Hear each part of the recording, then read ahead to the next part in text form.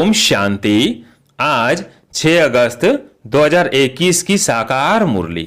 आज बाबा ने कहा, मीठे बच्चे, रोज अपने आप से पूछो कि मैं आत्मा कितना शुद्ध बना हूं। जितना शुद्ध बनेंगे उतना खुशी रहेगी, सेवा करने का उमंग आएगा। प्रश्न, हीरे जैसा श्रेष्ठ बनने का पुरुषार्थ क्या है? उत्तर, देही अभिमानी बनो।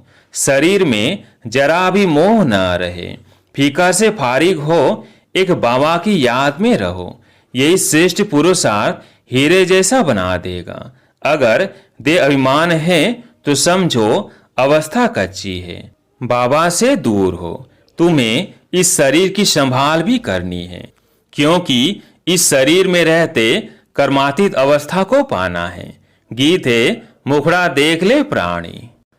ओम शांति।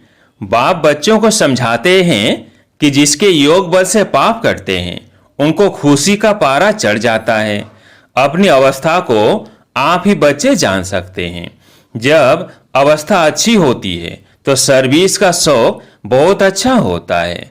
जितना जितना शुद्ध होते जाएंगे उतना औरों को भी शुद्ध अथवा योगी बनाने का उमंग आएगा, क्योंकि तुम राजयोगी व राज ऋषि हो। हठ योगी ऋषि तत्व को भगवान मानते हैं, राजयोग ऋषि भगवान को बाप मानते हैं। तत्व को याद करने से उन्हों के कोई पाप नहीं करते हैं। तत्व के साथ योग लगाने से कोई बल नहीं मिलता है। कोई भी धर्म वाले योग को जानते नहीं हैं, इसलिए कोई भी सच्चा योगी बन वापिस नहीं जा सकते। अभी तुम बच्चे अपनी अवस्था खुद भी जान सकते हो। आत्मा जितना बाप को याद करेगी उतना खुशी होगी। अपनी जांच रखनी है। बच्चे भी एक दो की अवस्था को, अपनी अवस्था को जान सकते हैं। देखना है हमारा कोई शरीर में भान तो नहीं है। देहाभिमान है तो समझो हम बहुत कच्चे हैं, बाबा से बहुत दूर हैं। बाप फरमान करते हैं, बच्चे तुम्हें अब हीरे जैसा बनना है। बाप देही अभिमानी बनाते हैं। बाप को देह अभिमान होता नहीं, देह अभिमान होता है बच्चों को। बाप की याद से तुम देही अभिमानी बनेंगे। अपनी जांच करते रहो, हम कितना समय याद करते हैं। जितना याद करेंगे उतना खुशी का पारा चढ़ेगा और अपने को लायक बनाएंगे। ऐसे भी मत समझना कि कोई बच्चे कर्मातीत अवस्था को पहुंच गए हैं। नहीं, रेस चल रही है। रेस जब पूरी होगी तब फाइनल रिजल्ट होगी, फिर विनाश भी शुरू हो जाएगा। तब तक यह रिहर्सल होती रहेगी जब तक कर्मातीत अवस्था आ जाए। हम किसी की बुराई नहीं कर सकते, अंत में ही सबका पता पड़ेगा। अभी तो थोड़ा टाइम पड़ा है। यह दादा भी कहते हैं, मीठे बच्चे, अभी थोड़ा समय पड़ा है। इस समय एक भी कर्मातीत अवस्था को पा न सके। बीमारी आदि होती है, इसको कर्म भोग कहा जाता है। भोगना का और किसको पता नहीं पड़ता है, वो अंदर की पीड़ा होती है। अभी एक रस अवस्था किसी की बनी नहीं है। जितनी कोशिश करते हैं उतना विकल्प तूफान बहुत आते हैं। तो बच्चों को कितनी खुशी रहनी चाहिए। विश्व का मालिक बनना कोई कम बात है क्या? मनुष्य साहूकार है, बड़े बड़े बंगले हैं तो खुशी रहती है, क्योंकि शोक बहुत है। अभी भी तुम बाप से अथाह सुख लेते हो। जानते हो बाबा से हम राजा ही लेंगे। शांति में इतना खुशी नहीं होती जितनी धर्म में खुशी होती है। सन्यासी घर बार छोड़ जाए, जंगल में रहते थे, कोई पैसा हाथ में नहीं रखते थे, सिर्फ रोटी लेते थे। अभी तो कितने धनवान हो गए हैं, सबको पैसे की चिंता बहुत है। वास्तव में राजा को प्रजा का औना रहता है, इसलिए लड़ाई का सामान रखते हैं। सतयुग में तो लड़ाई आदि की बात होती नहीं। अभी तुम बच्चों को खुशी होती है। हम अपने राजाई में जाते हैं, वहाँ डर की कोई बात नहीं होती, टैक्स आदि की बात नहीं। यह शरीर की फिक्रात यहाँ रहती है। गाया जाता है, फिकर से फारिग स्वामी। तुम जानते हो, फिकर से फारिग होने के लिए अभी हम इतना पुरुषार्थ करते हैं। फिर 21 जन्म के लिए कोई फिक्रात नहीं रहेगी। बाबा को याद करने से तुम बहुत अडोल रहेंगे। रावण की कथा भी तुम्हारे पर है, तुम ही महावीर बनते हो। आत्मा कहती है हमको रावण हिला नहीं सकता, वो अवस्था पिछाड़ी को आएगी। अभी तो कोई भी हिल जाएंगे, फिक्रात रहेगी। जब विश्व में लड़ाई लगेगी तब समझेंगे अब टाइम आ गया है। जितना बाप को याद करने का पुरुषार्थ करेंगे उतना फायदा होगा। पुरुषार्थ करने का अभी ही समय है, फिर तो विनाश की धूमधाम होगी। अभी तो शरीर में भी मोह रहता है ना। बाबा खुद कहते हैं शरीर की संभाल रखो, अंतिम शरीर है, इसमें ही पुरुषार्थ कर कर्मातीत अवस्था को पाना है। जीते रहेंगे, बाप को याद करते रहेंगे। बाप समझाते हैं बच्चे जीते रहो, जितना जिएंगे उतना बाप को याद कर ऊंच बरसा लेंगे। अभी तुम्हारी कमाई होती रहती है। शरीर को निरोगी तंदुरुस्त रखो, गफलत नहीं करनी है। खान पान की संभाल रखेंगे तो कुछ नहीं होगा। एक रस चलन से शरीर भी तंदुरुस्त रहेगा। यह अमूल्य तन है, इसमें पुरुषार्थ कर देवी देवता बनते हो तो बलिहारी इस समय की है। खुशी रहनी चाहिए। जितना बाप और वर्षे को याद करेंगे उतना नारायणी नशा चढ़ा रहेगा। बाप की याद से ही तुम ऊंच से ऊंच पद पाएंगे। देखना है हम कितना खुशी में, कितना फकूर में रहते हैं। गरीबों को तो और ही खुशी रहनी चाहिए। साहूकारों को तो धन का फिकर रहता है। तुम्हारे में कुमारियों को तो कोई फिकर नहीं है। हाँ, कोई के मित्र संबंधी गरीब है तो संभाल रखनी पड़ती है। जगाते भी रहना है। अगर नहीं जगते हैं तो फिर कहाँ तक मदद करते रहेंगे।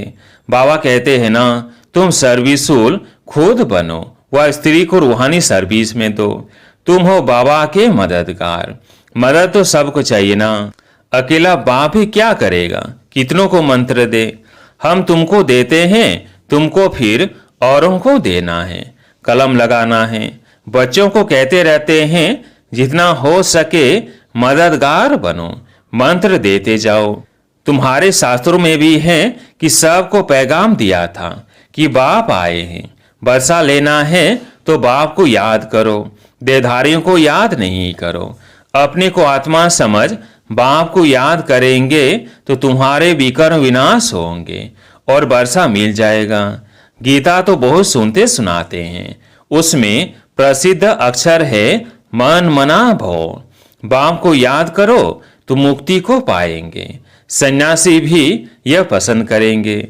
मध्याजी भव अर्थात जीवन मुक्ति।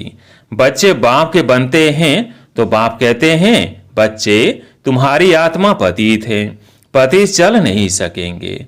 ये समझने की बातें हैं। तुम भारतवासी शतो प्रधान थे, तमो प्रधान बने, अब फिर शतो प्रधान बनना है। तो बाप कहते हैं पुरुषार्थ करो तो ऊंच पद मिलेगा। भक्ति तो जन्म जन्मांतर करते आए हो। तुम जानते हो पहले पहले अभिविचारी भक्ति शुरू हुई, अभी कितनी वैभिचारी भक्ति है। शरीरों की भी पूजा होती है, वो है भूत पूजा। देवताएं फिर भी पवित्र हैं, परंतु इस समय तो सब तमो प्रधान है, तो पूजा भी तमो प्रधान होती जाती है। अभी बाप को याद करना है, भक्ति का अक्षर कोई नहीं बोलना है। हाय राम, यह भी भक्ति का अक्षर है। ऐसे कोई पुकार नहीं करनी है, इसमें कुछ भी उच्चारण करने की बात नहीं। ओम शांति भी घड़ी घड़ी नहीं कहना है। शांति माना अहम आत्मा शांत स्वरूप है, सो तो है ही, इसमें बोलने की बात नहीं रहती। दूसरे कोई मनुष्य को कहेंगे ओम शांति, वह तो अर्थ जरा भी नहीं समझेंगे।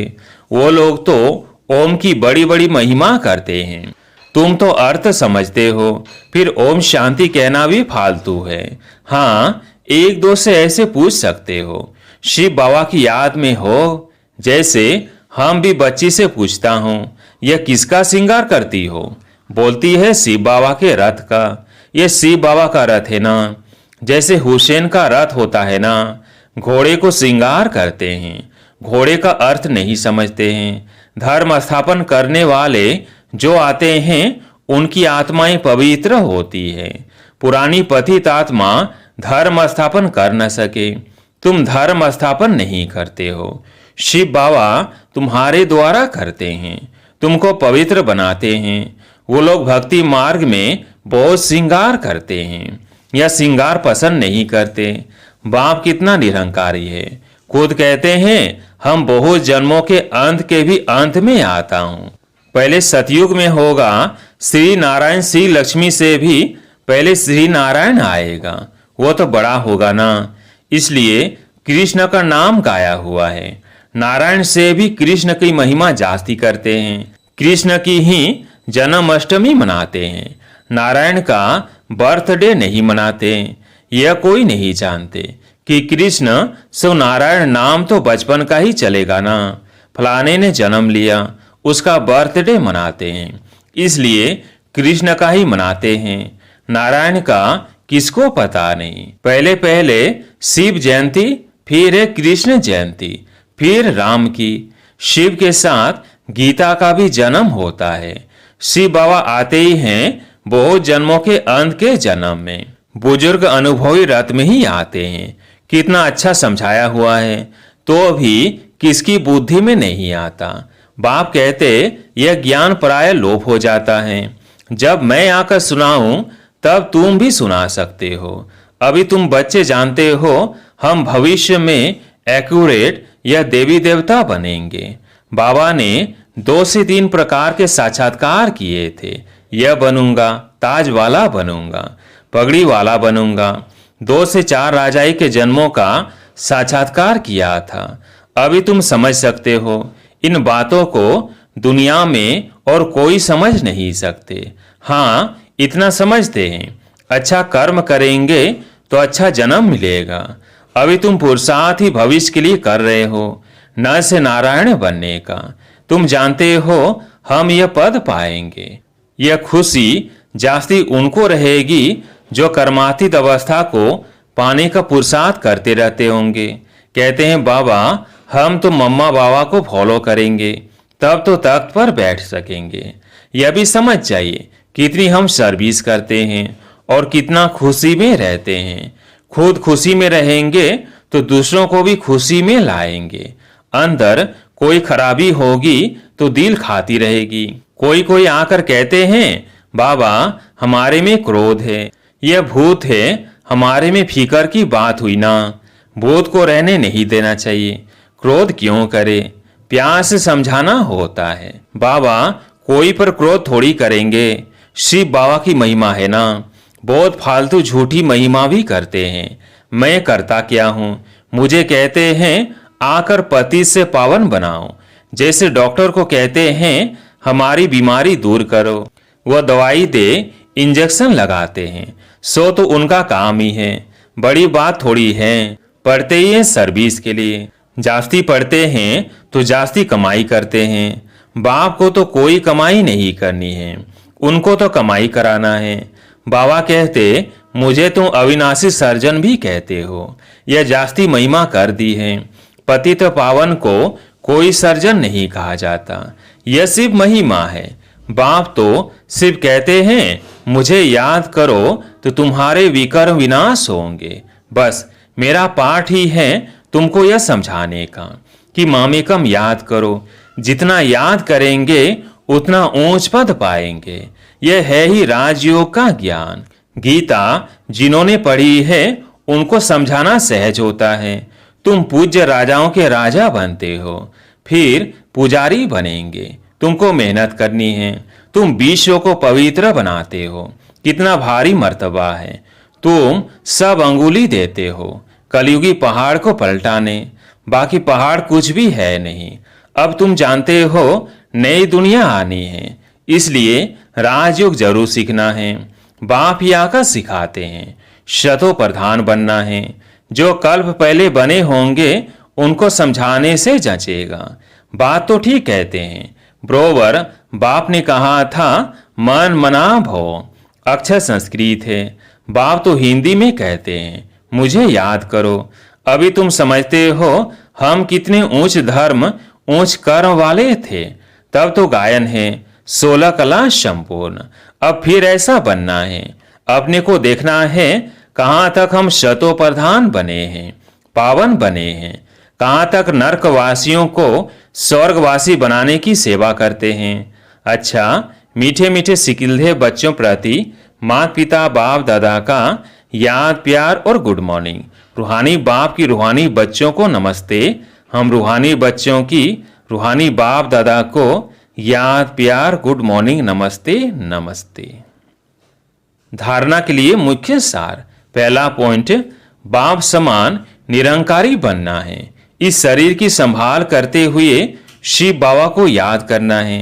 रूहानी सर्विस में बाप का मददगार बनना है। दूसरा पॉइंट, अंदर में कोई भी भूत को रहने नहीं देना है। कभी किसी पर क्रोध नहीं करना है। शब से बहुत प्यार से चलना है। माता पिता को फॉलो कर तख्त नशीन बनना है।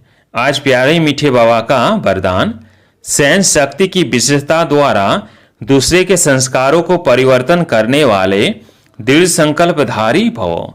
सहन शक्ति की विशेषता द्वारा दूसरे के संस्कारों को परिवर्तन करने वाले दृढ़ संकल्पधारी भव। जैसे ब्रह्मा बाप ने ज्ञानी और अज्ञानी आत्माओं द्वारा इंसल्ट सहन कर उसे परिवर्तन किया, तो फॉलो फादर करो। इसके लिए अपने संकल्पों में सिर्फ दृढ़ता को धारण करो। यह नहीं सोचो कि कहाँ तक होगा। सिर्फ थोड़ा पहले लगता है कैसे होगा, कहाँ तक सहन करेंगे। लेकिन अगर आपके लिए कोई कुछ बोलता भी है तो आप चुप रहो, सहन कर लो तो अभी बदल जाएगा। सिर्फ दिल शिकस्त नहीं बनो। स्लोगन, संगम पर सहन कर लेना, झुक जाना, यही सबसे बड़ी महानता है। संगम पर सहन कर लेना, झुक जाना, यही सबसे बड़ी महानता है। अच्छा, ओम शांति।